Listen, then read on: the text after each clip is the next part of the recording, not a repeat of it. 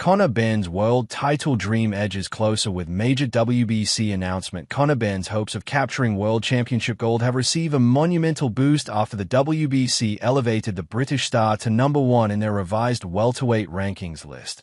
The news means the Matchroom star, who emphatically beat Chris Eubank Jr. in their blockbuster rematch last month, is now mandatory challenger for a crack at Mario Barrios' title. Benn was previously positioned #4 on the 147-pounds list, but as a consequence of his victory over arch-nemesis Eubank Jr. has now propelled himself above Manny Pacquiao, Sulaiman Sissoko, and Raul Curiel. The expectation was that WBC silver champion Sissoko would take #1 spot after beating Egidijus Kavaliauskas in May, but it appears as though the boxing governing body's president Mauricio Sulaiman has disregarded the unbeaten Senegalese star's climb. Any imminent hopes of a fight being agreed are of course unlikely given Barrios is scheduled to defend his green and yellow strap against the speedy Mexican-American Ryan Garcia in February.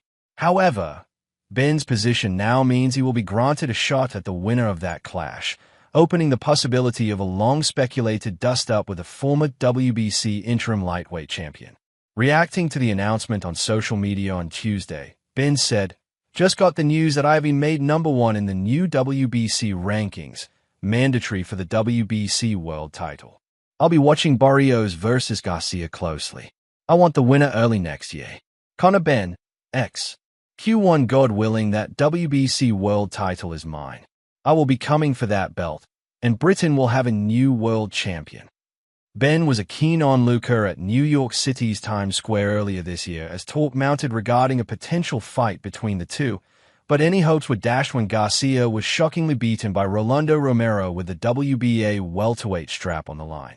But despite that, the 27-year-old remains in the world title picture and has been presented a second chance at capturing 147-pounds gold against Barrios, who, of course, fought to a majority decision draw with Pacquiao in July.